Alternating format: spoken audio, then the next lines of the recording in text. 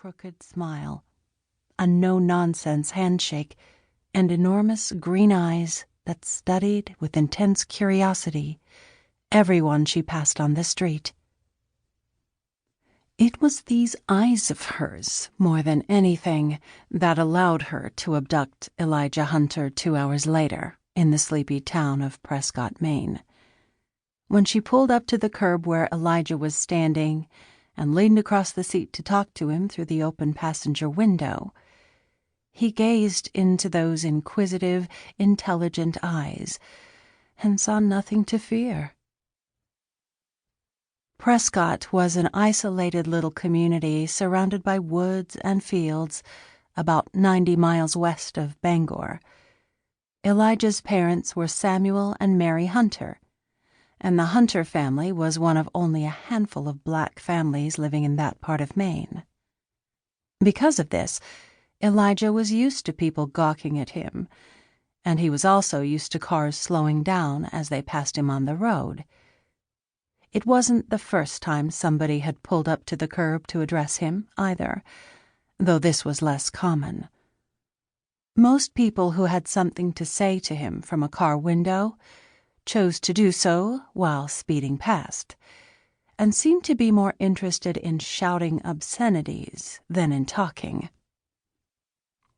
Elijah's eyes, soulful and brown, were almost as large as Julianna's.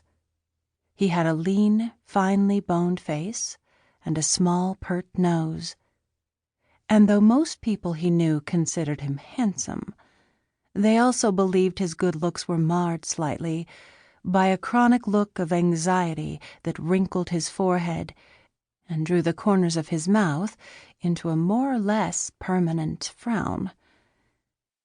What was causing his anxiety on this particular day was an article he'd just read in Life magazine, in which he'd learned that 49 million people in the world died each year. Not content with the level of horror this aroused in him, he had taken the statistical nightmare a step further and had calculated humanity's daily death toll at roughly 138,000. This had nearly paralyzed him with despair. Yet as he emerged from the drugstore that morning, where he'd picked up the magazine, he was hard at work estimating the hourly death rate as well, even though he knew that doing so would likely ruin his whole day. Such was the way Elijah's mind worked, and the reason his parents had forbidden him to read magazines and newspapers. He ignored this prohibition all the time, though, because he couldn't help himself. He had been engrossed the day before with a Reader's Digest article about overpopulation, and the day before that he had gagged and nearly vomited in front of the town librarian soon after scanning a Newsweek story about the likelihood of a coming global famine.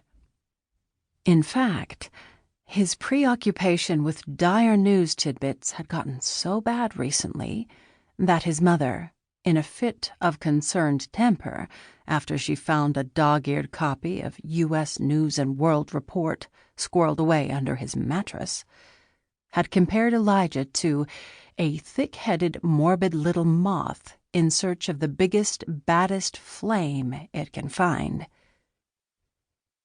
Elijah had small ears and big hands and feet and long legs.